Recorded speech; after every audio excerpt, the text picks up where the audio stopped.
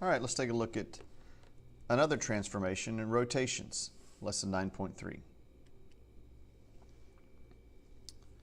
Rotations preserve distance, angle measure, and the orientation of figures, which means it's also an example of rigid motion.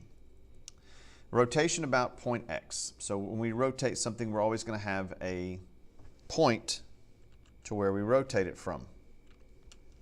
So a rotation of X about point Q is called the center of rotation. So everything will rotate around some center.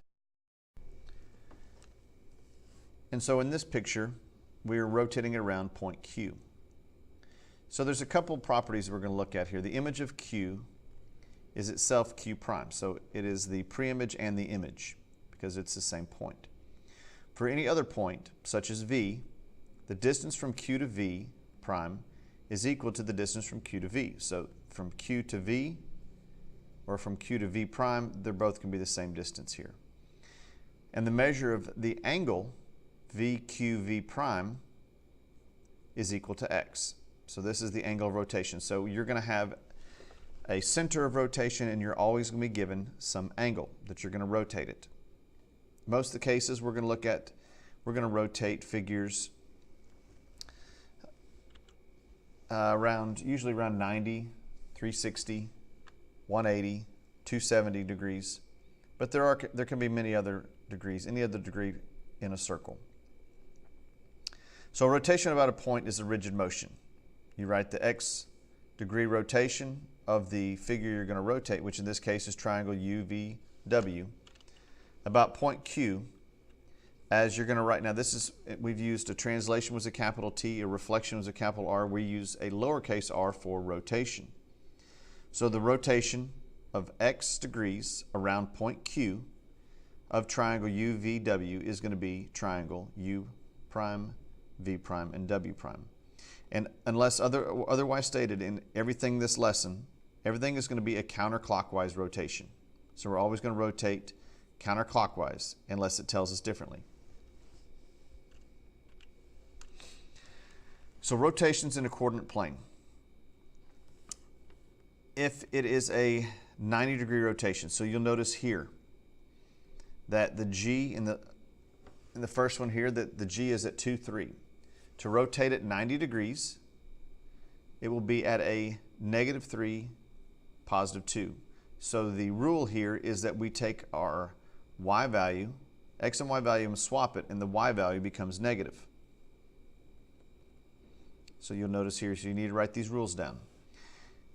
If you rotate 180 degrees, so point G is over at 2, 3, now is at -2, -3. So the X and Y don't change place, but they both negate their sign.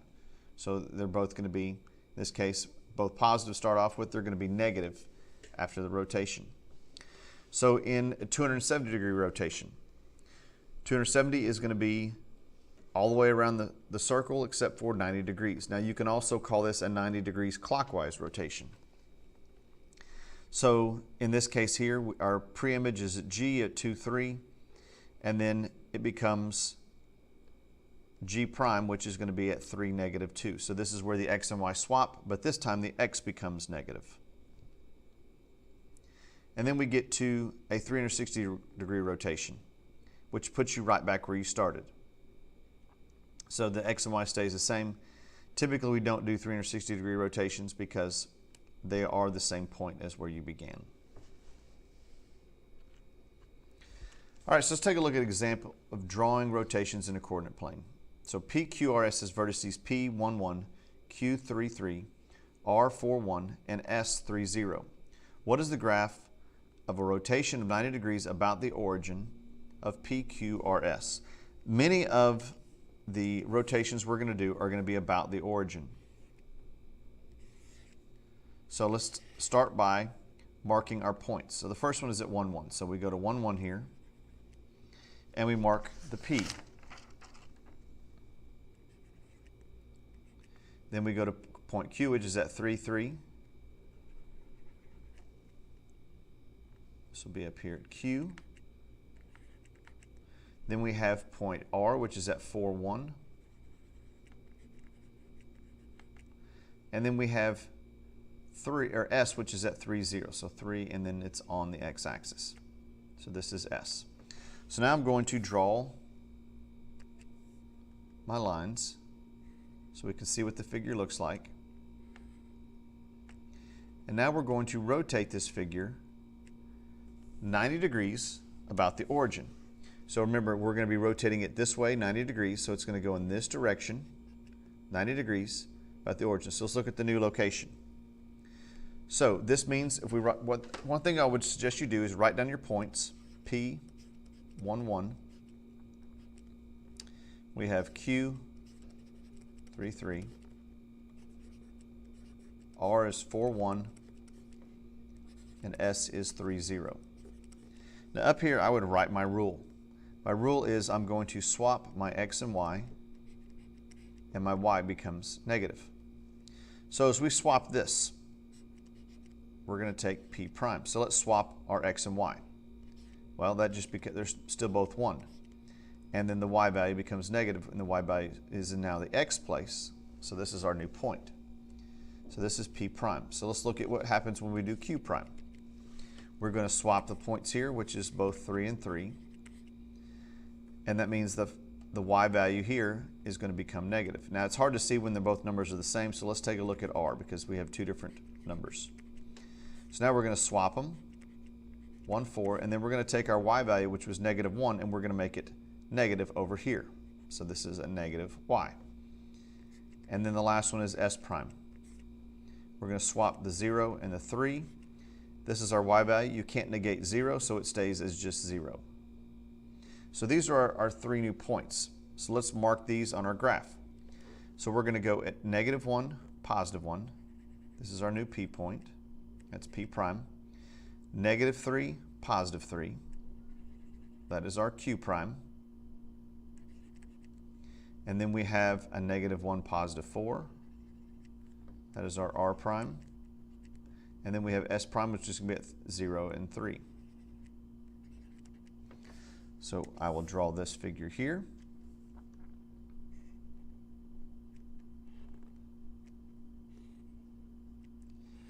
So just to kind of show you that this is a 90-degree rotation, let's look to see what happens. If I was going to take this point right here, and if I drew a line to the origin, the point of rotation, okay, this means I'm going down. My slope here of this line from the point P to here is going to go rise down 1, run 1 to the left. So that's 2 negatives. Okay, so that is a positive slope. So this one has to be a negative. So that means I'm going to go from here, would be up 1, over 1. And that puts me right here at this point right here, which forms a right angle. So all of these would form a right angle to the origin. So if you look at the S, I'll do this one here in red here, you can see a little bit better. If I go from here to here to the origin, 90 degrees is going to go straight up. So that is a 90-degree rotation. For R, if I go from here to here, and then from here to here, let's take a look at the slope of that line. This slope is down 1 and run 1, 2, 3, 4. So if we go down 1, that's our rise, and we go run negative 4, we have a negative 1/4, which is the same thing as positive 1/4. So this one, to be perpendicular, if you remember, a perpendicular line is a negative reciprocal, which means it's going to be a 4 over 1 or negative 4. So that means I'm going to go up 4 and left 1. Okay, so we rise 4, go left 1. Now if I had gone down 4 and right 1, if we drew this line, it would still be the same line. So that means this is also a 90-degree rotation. And you could do the same thing for Q. So if you rotated around a point, let's say you rotated it around a point that wasn't the origin, and it was 90 degrees, you'd have to make sure that you found the slope from the point to the center of rotation, and then find that perpendicular slope to find the next point, okay, to see where that would rotate to. And it'd be the same units away. So this is 3 units from the origin, this is 3 units from the origin.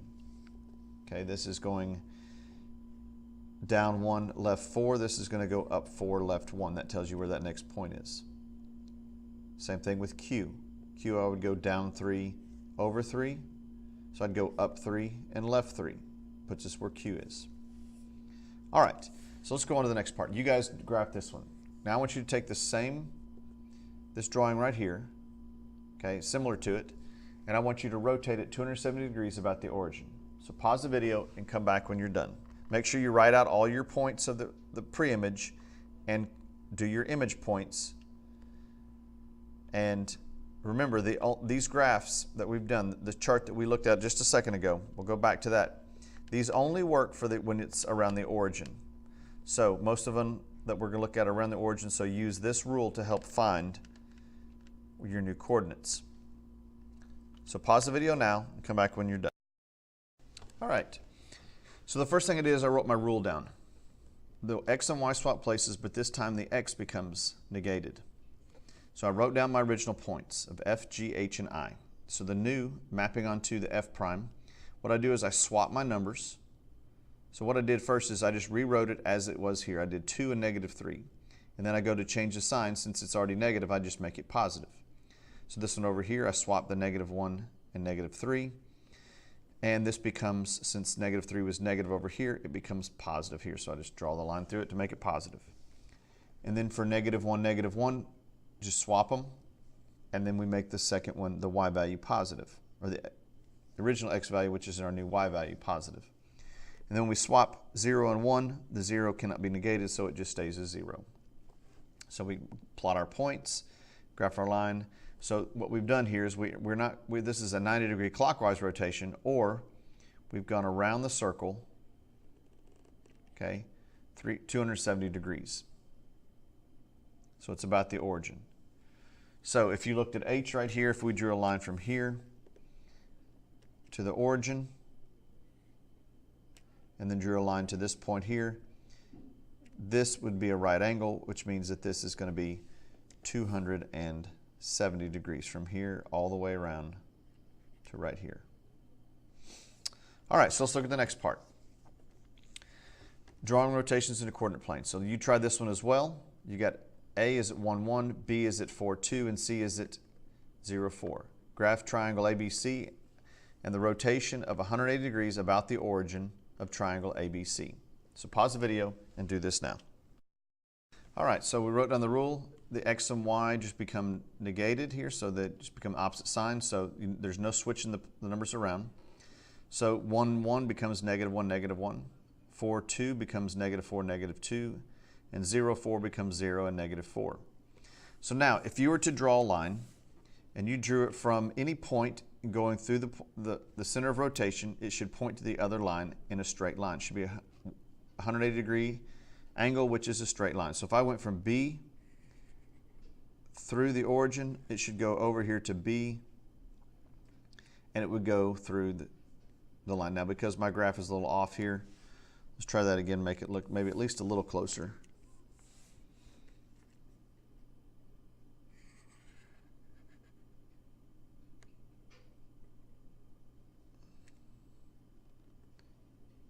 Well, it helps if I draw it on negative 2. So let's try that again. So that was my mistake. I have this point drawn in the wrong spot. So it's good to always go back and look, as you can see that even your teachers make mistakes from time to time. So this becomes a negative 4 and comes down negative 2. So this would be our B prime, and that changes our triangle just ever so slightly. So let's draw this here, there, and there. So now if I take and I draw a line from B through the origin here to B prime, it should form that straight line, and it does. So if we went each point here, this point would come down straight down. The y-axis and this one here would go straight through the origin, straight to A prime. So they should form a straight angle. All right, next one. So let's take a look at a picture where there's not a coordinate plane and drawing a 180-degree rotation. Now, if you remember that if you draw from one point to from the image to its, or pre-image to its image, it should form a straight line. So what I do when I'm working a problem like this is I will take and draw kind of a light line. So we'll do this in green here. And I'll draw a line through here about the same distance away from the original point. So from P to K, I'll say that's about the same distance. And then I'll do the same thing for J. And it doesn't have to be exact, just kind of get an idea of how far they are apart. So what I do then, that helps me put, this becomes my J prime, this becomes my K prime. And you can go back and erase these points at the very end, because all we're looking for is a point here that shouldn't, these, if I drew it correctly, had the right distances, these would be parallel to each other, and these would form a straight line. So this would be a 180-degree rotation. So now you can go back and erase these points here, erase this line. You can do a light sketch when you do it. And there you have 180-degree rotation. The J prime is over here, K prime is down here. So you guys try this one. Do a 180-degree rotation about point P for line segment JK. All right, so you notice here I drew my green lines down here. I drew the line here, about the same distance away from K to P to from P to K prime. I do the same thing from J to P, from P to J prime. And if I erase these lines now, you can kind of see this is a 180-degree rotation for line segment JK is now J prime, K prime. All right, so let's take a look at this. Example 3. Point O is the center of the regular polygon shown at the right. Find the angle of rotation that maps point D onto point C. So the first thing we need to do is we need to figure out, well, how many degrees is one rotation?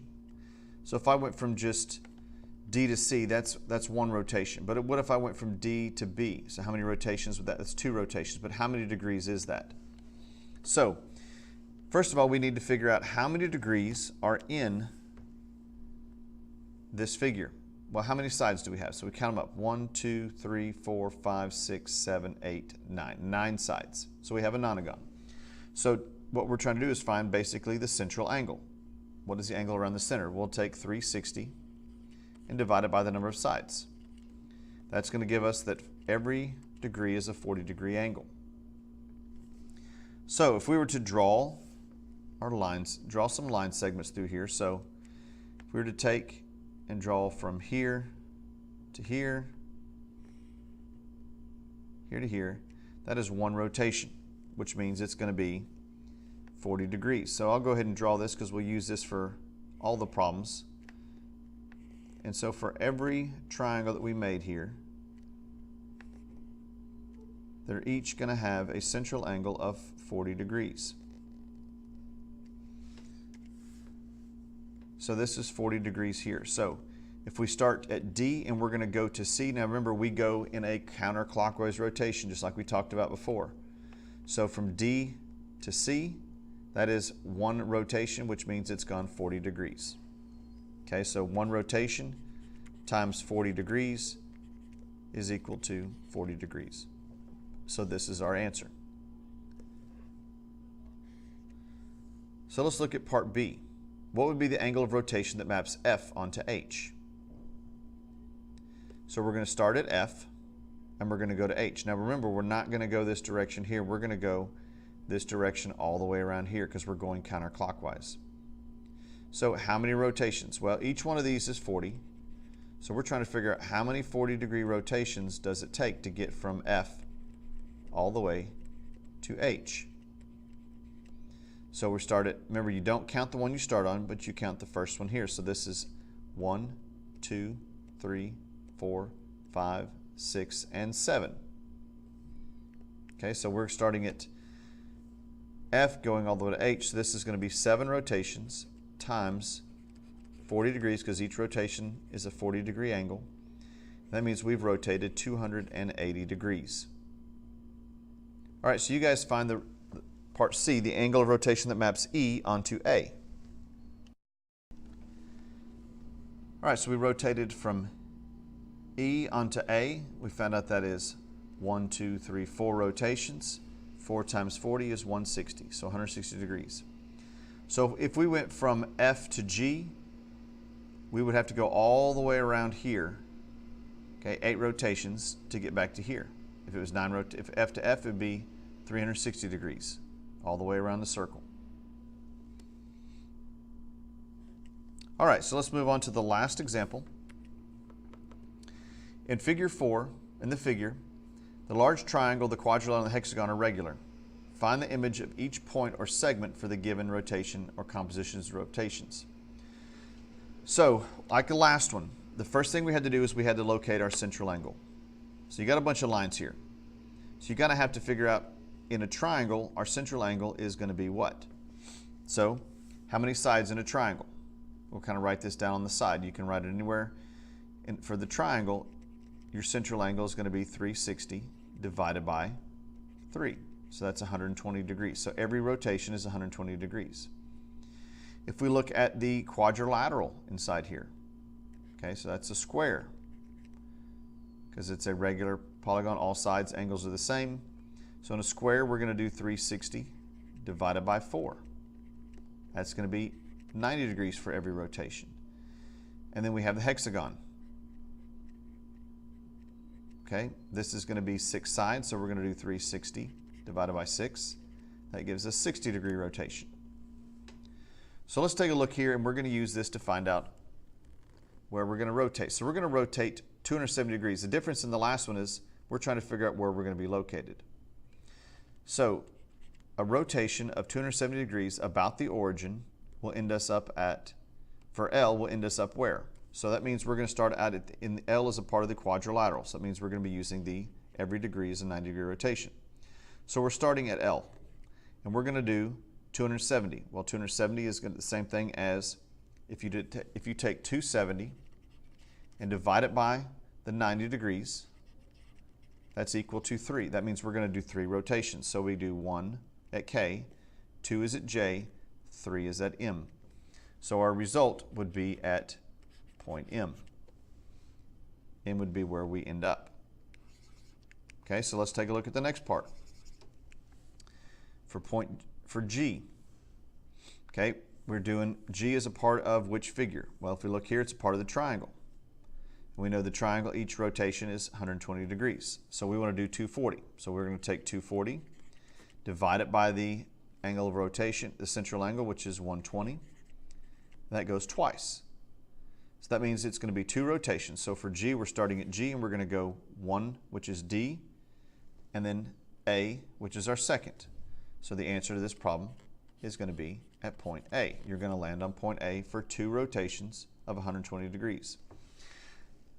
And to make sure that you understand that, if we drew this line here to kind of, well, better than green here, if I was to draw this angle here and everything that dealt with the triangle, we'd only be looking at these 3 blue lines. This is 120 from here to here, 120 from here to here, and 120 from here to here. So there's 120 to here, 240 to here. All right, so let's take a look at part C. Now in part C, we're going to do a 60-degree rotation about the origin of, or about point O of E. So E is a part of, this is E right here, got cut off, and this is going to be F. So we're going to go E, that's a part of our hexagon, and we're going to go 60 degrees. Well, each rotation is 60 degrees, which is going to be 1 rotation. So you're going to take the 60 divided by 60, which is going to be 1. So 1 rotation from E is going to go, so 1 rotation from E is going to be over here at point C. So our answer is going to be at point C.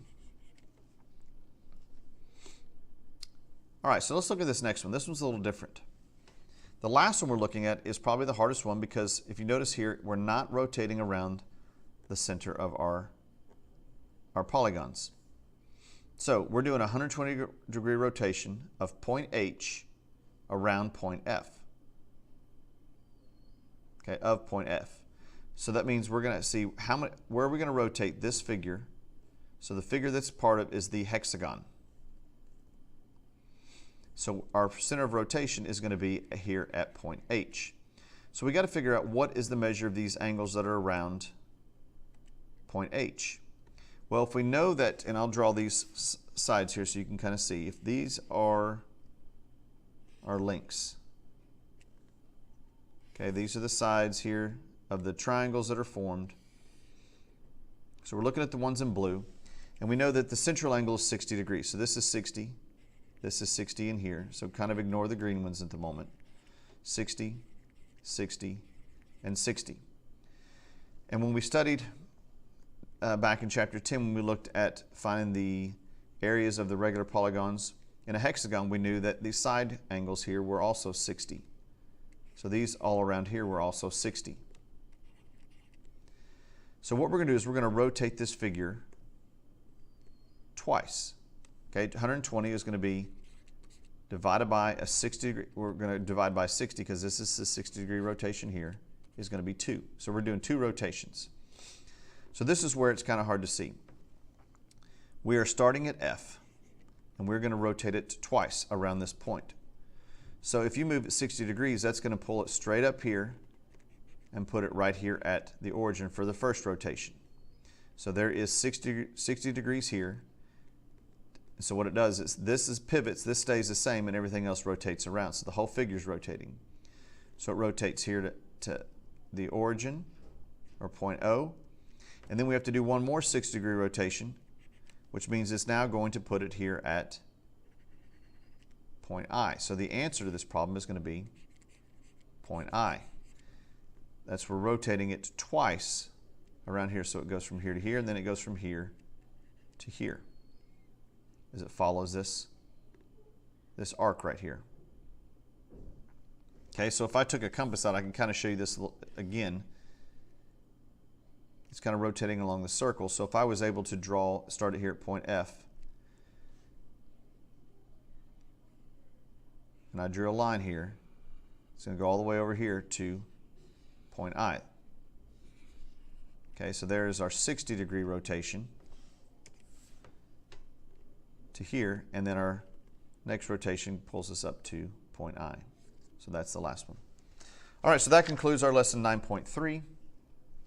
If you missed anything, go back and rewatch any of the parts here. Remember on the last 2 examples here, make sure that you identify your central angles of your different polygons, and then remember to divide to see how many rotations you need.